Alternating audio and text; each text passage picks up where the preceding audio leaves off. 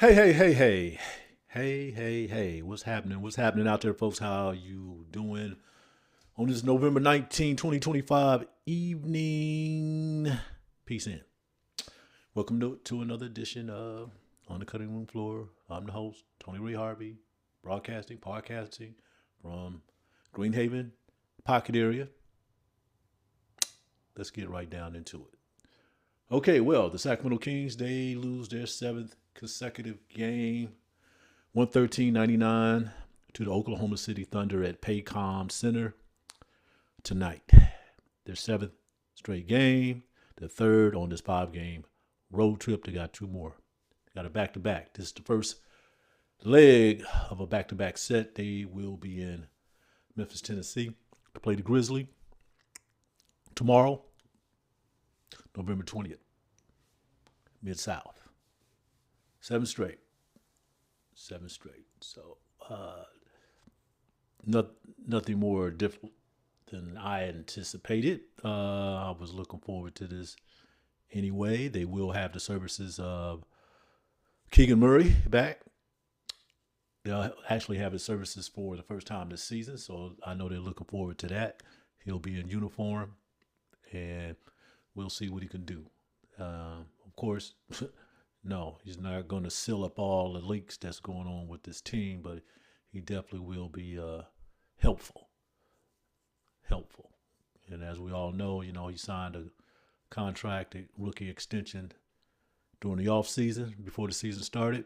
So he'll be making $140 million for over 5 years. So let's get that. And that contract doesn't start to next season. He's still in his rookie contract. He's in the last year of that. I think he's getting $11 or $12 million, $11.9 million. Last check, I think he was getting 8.9 last season. So this is the end of that. So he had already probably made about $35-40 million off that rookie contract for being the fourth pick overall in 2022. But we're definitely looking forward to him coming back, bringing his two-way expertise back to this team because they need help. They need help. And yes, they do have a chance to beat. They have an opportunity to beat the Grizzlies on Wednesday, or this second game of this back-to-back. So let's see what happens after that. Then they travel to Denver. They play Denver again. Yes, they play Denver Nuggets again. They'll play them Saturday for the last game of this 5-game roadie. And then they'll be back home on the 24th to face the Minnesota Timberwolves again. So that would be making the last 3 or 4 games that they will face a team that they have already played 3 times this season. And the Kings are, 3-12? Then they'll play 15 games. So what are we talking about? 1, 2, 3. They'll be at their, let's see. They done played 15 games already, so they'll be at 18 games? And they done played these 3 teams at least 3 times that I'm mentioning, and they have lost to all 3 of them. Oklahoma City, Minnesota Timberwolves, and possibly the Denver Nuggets. Possibly the Timberwolves as well. But the one good thing about that, they won't have to see them for the rest of the season. Oh, my goodness, man. I mean, what are we paying our money for? But that's the NBA, okay? Nothing's mapped out. There's no easy road. There's no easy journey at any point in this season in the association. So the Kings just have to deal with what they have to deal with, all right? And along the way, if you want to go back to Keegan when he got injured, thumb injury that is, then he had surgery. The Kings been having all type of injuries since then, all right? For a minute there, I thought we was going to lose Precious Achiuwa. He didn't start the second half of this game, but he did play. And he had a good game, too. He had 15 points and 9 rebounds. Anyway, Shai Gilgeous-Alexander, the MVP, he had 33 points, 8 rebounds, 3 assists, and 2 steals for the Thunder. While Chet Holmgren added 21 points, 7 rebounds, 1 assist, and 3 block shots for the Thunder, who are now 15-1. And they have won 7 straight. Matter of fact, I think the Oklahoma City Thunder has beaten the Kings 8 straight times, if I'm not mistaken. I could have sworn I heard brother Kyle Draper mentioned that on the air with their broadcasting team. Okay. Luguentz Dorts, he had 14 points. Ajay Mitchell's 13. Cason Wallace 12 rounded out the double-digit scoring for the Thunder. Isaiah Hartenstein had 12 of the Thunder's 50 rebounds. He only had 4 points in this game. Remember, he had 33 points and 19 rebounds and Golden One center in that blowout just about a week ago. So, man, I'm glad they ain't got to see them for a while. Oh, my gosh. Dennis Schröder, he came off the bench. He had 21 points. He had 5 rebounds and 3 assists. DeMar DeRozan, he had 17 points, 3 rebounds, 5 assists, and 3 steals for the Kings, who are now 3-12. And he also dropped the third game on this current road game swing. So, hey, I don't even know what to say. Of course, I did listen to Sacramento Kings head coach Doug Christie after the game. He seemed to be more pleased about the compete effort, and it was there because the Kings did hold the Oklahoma City Thunder to 27 points in their first quarter. They scored 25 themselves, thanks to Dennis Schröder, who scored, Dennis scored the last 9 points for the Kings in that first quarter. He went on his own personal run. They were down 20-18. They were down 20-16. Excuse me. They were down 20-16.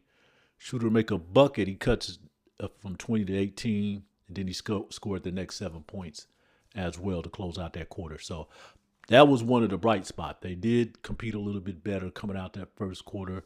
The Kings been having horrible starts, but that right there is acceptable. Now, of course, they were down by as much as 18 points in this game, so there was no big, deficit that they had to fight with, all throughout the game. They did compete. I'll give them that. That third quarter, they was just turning the ball over too much, and they was getting a shot blocked all over the place.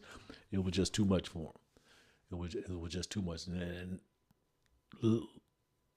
let it be noted that this is OKC Thunder. They are the NBA champions, the defending champions to be exact. So the Kings didn't bust 100 points. It might have been the first time this season they haven't scored over 100 points. But they didn't let that game get totally out of control. So if Doug Christie is okay with this type of effort, you expect more tomorrow. Let's see if they can play, 48 minutes. They still are struggling in that fourth quarter, even though they fought in that fourth quarter. They got it down to about 9 or 10 points in that fourth quarter before the Thunder just kind of kept their foot on the gas. I wouldn't say they was trying to, blow the game out, in that last, but they just kept their foot on the gas. I mean, they were down. The Kings were down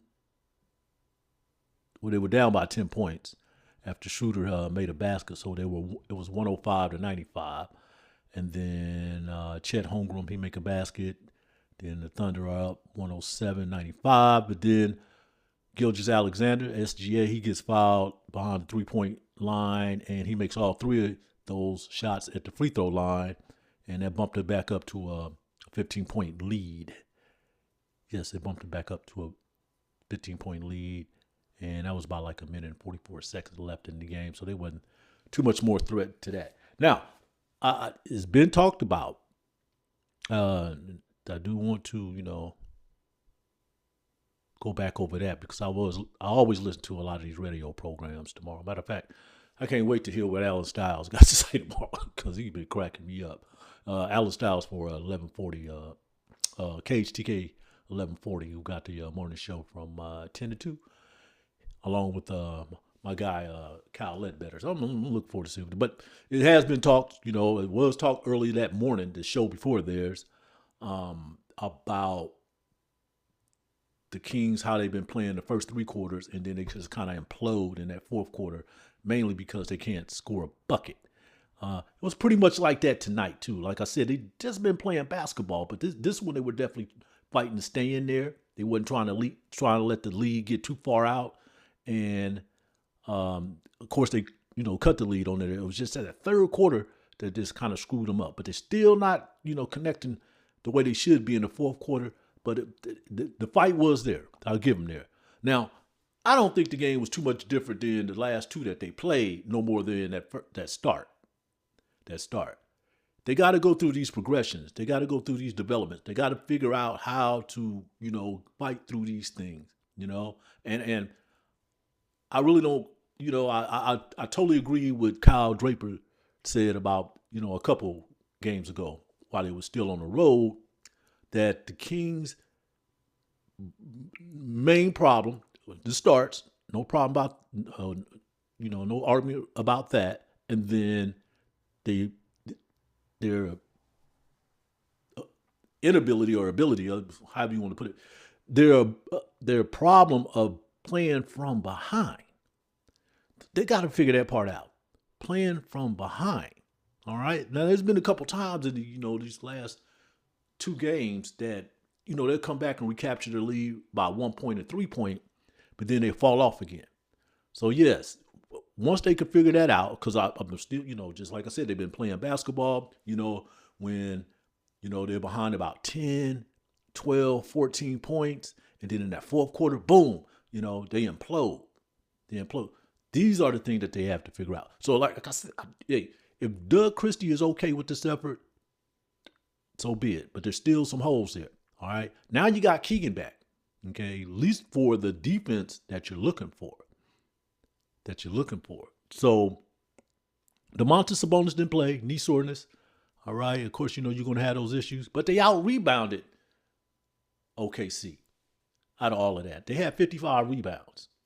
And I want to think that Russell had about 10 or 11 of those rebounds. And Oklahoma City, it doesn't matter. They did pull down 50 rebounds himself. As I said, Hartenstein, he did have 12 of those 50 rebounds. But they out-rebounded without Sabonis. So to me, that's a big plus. That's a big plus in that loss. You want to look at any type of positives. And Russell, what did Russell do? Russell did start the game. He had 10 rebounds, 6 assists, and 3 steals.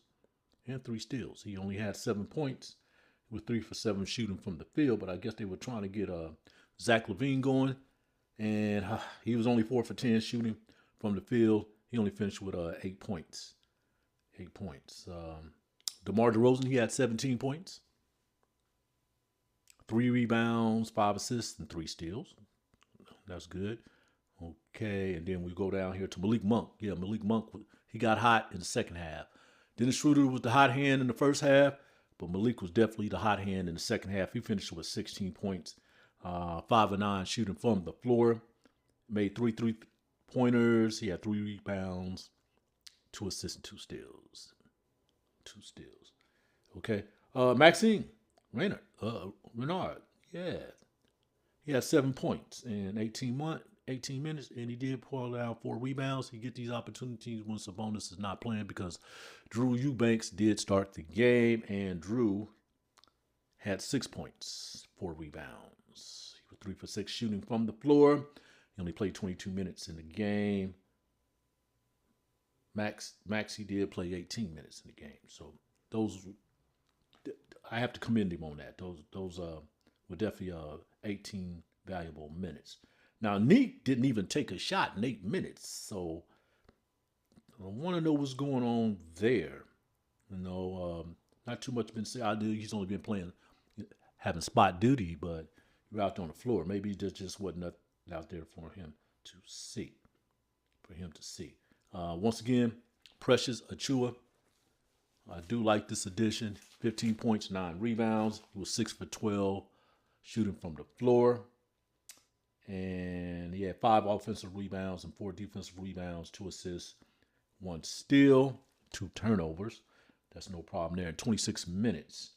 He had 9 points in the first half. So while Dennis Schroeder had, what did Dennis?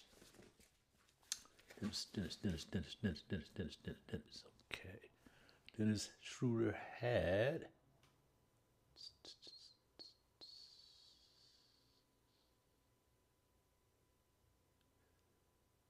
trying to see. I think Dennis had 15 points in the first half. He finished with 21. Okay. All right. And then they were down 58-50 at the break. So, yeah, Schröder had 15 points in the first half. In the first 24 minutes, he made 6 of 11 shots from the floor, 2 from beyond the arc, and 1 bucket at the foul line. He's been doing extremely well coming off the bench. I'm loving that. Achua, he had 9 points and 4 rebounds in that first half. That's what it, that's what was up. All right. And the Kings did out rebound Oklahoma City 30-27 in that first half. Westbrook had 5. So he had 5 in the first half, 5 in the second half. That's a rebounding guard for you. They do need that. No doubt. No doubt. Even, and I do not like to use the word even, they need that when they get Keegan back and Sabonis back as well. So you have 3 of them in there rebounding like they're supposed to, and everybody else picking up behind them. The rebounding should get a lot better. Gilgeous-Alexander had 17 points in that first half. First 24 minutes for the Thunder. OKC led 65-52 early in the third quarter after Gilgeous-Alexander made a 10-foot fadeaway. The Kings battled back to cut the lead by 6 on a triple by Monk at the 5:15 mark of that third quarter. The Thunder went on a 15-6 run from there to lead 83-67 on a 3-point play by Gilgeous-Alexander. OKC led by a 14 point to start the final quarter. I would say, and I did mention that, the Kings did come back. No, the Thunder led 97-79 with 6 minutes and 27 seconds remaining in the game after Lou Dort connected on a shot in 3-point territory. Kings did come back and cut it to 10, as I mentioned earlier. They bumped it back up to 15 after Gilgeous-Alexander made those 3 straight free throws, and they pretty much wasn't threat for there because there's only a minute and 44 seconds left. A minute and 44 seconds left. So, yeah, they 7 losses. 7. The Kings haven't won a game since they beat the Golden State Warriors at home. And that was the only game that they won on that 5-game homestand because they lost 4 straight after that. And now they done lost 3 on this current 5-game road trip. So that equals to 7 straight losses. 7 straight losses. Now, if something happened in the Mid-South, Memphis, Tennessee, if something happens and they fall to 8, time to start playing them young dudes, man. Shoot, I know you're going to try to fight through this. I know they're trying to win. I know you're trying to do some things.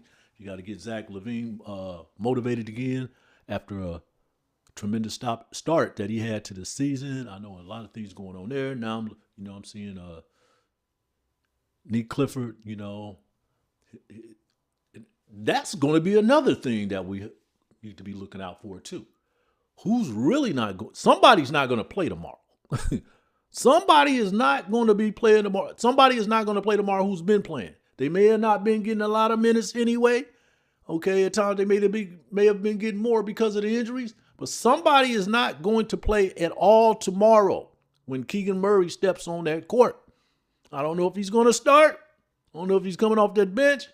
But he's going to play 20, 25 minutes if he's not on minute restrictions. That's something to see. That's something to watch out for. That is something to watch out for. And the odd man out, that seems like me. The odd man out, to me, Keon Ellis. I hope he gets to play. But I don't think he's going to get the minutes that everybody else was getting, before Keegan's return. So let's see how that shake out. And this is what I got to say about this. I mean, at first, everybody, I still say you have to have Keon out on the court. But the way the team been playing, which has not been inspiring, and he's been wearing himself out and nothing's happening, okay? I'm not saying he's taking a step back, but come on now. All right? This is one of the things, too, and I'm not talking about the fans, all right? Just some of the stuff that I've been hearing We all have our opinions. I'm going to respect that part. But it is so easy to turn your back on these players for some people. This is the way I'm going. This is what's up. Because this is what I'm saying here. All right. It is so easy for people to just turn their back on some of these players. Now, from my perspective, if they're playing bad, they're not playing well or anything like that, if they got some things going on, professionally or personally, yeah, we're going to talk about those type of things. All right. But, and then, I'm hearing, about Keon being overrated. Overrated? Put Keon Ellis on a team full of defenders and see what happens. I think his play will elevate from there. All right? At least we had him for what was needed to be done here for the last 3 or 4 seasons. Let's see, I think he's in this 4th season too. Him and Keegan came in together. All right? Although Keon signed as a free agent out of Alabama. 2-way player. Put Keon Ellis on a team other than Sacramento Kings with a team that's capable of playing defense. A team that has established defenders on there and see what happens. And see what happens. Because of the other players' inabilities to, or deficiencies that they have. Put him on a team of defenders and see him elevate to a higher level. Do that and talk about that. I've been covering this team for almost 3 decades, folks. Okay, I done seen other players who came to the Kings. We thought they was washed up. They leave, they go, and they win championships with other teams. Okay, or they just go and get better. I remember, this is Arco days. James Johnson. I want to say he's still in the league. I think he was playing with Indiana last year, unless he got cut. I don't know. James Johnson came in. He was, they signed him as a free agent. He was coming in from somewhere. I forget, maybe Chicago. All right. This is like 2012, 2013 season, maybe. Okay. He's only been in the league for, a couple years. Now he's been able to sustain his career since then. Came in. We thought he was, the dream. Okay. But he was playing overweight at the time, but he was really playing well. Then all of a sudden, he started shooting really, really bad, folks. Okay.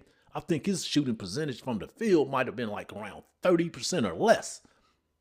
All right. Big 6'7", 6'8" guy. Okay. Could play small forward and power forward. That's slightly overweight. Okay. All right. And there were some other issues that was going on here because I remember him being out for a little while, maybe like a couple of weeks before he had to come back. And, I don't know what it was. Okay. But the organization, the teams that are playing, the teams and the players and the fans was digging on this dude.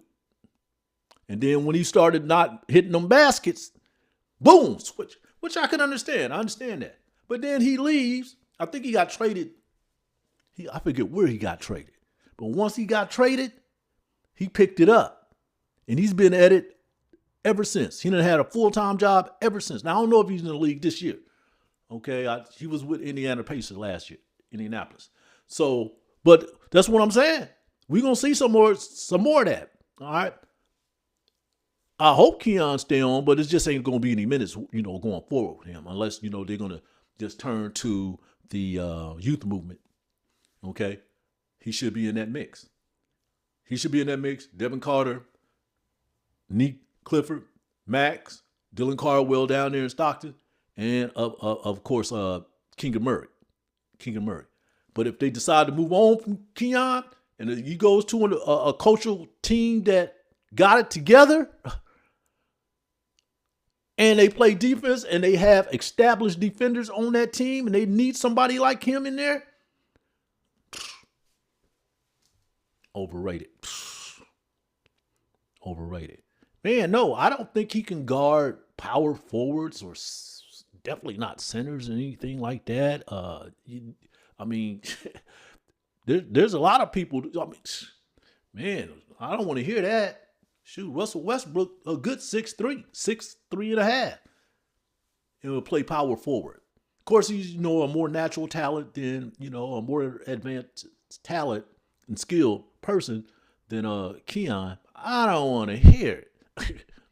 I don't want to hear it, okay? Because I'm not saying that he's pulled back and stuff like that, but why should he wear himself out on defense when it's not happening? He's the one in there giving it his all. Just wanted to say that, though. That's just my thing on there, but I'll say it one more time before I sign off, okay? Put Keon Wallace on a team that has have some established defensive players and see what the heck happened.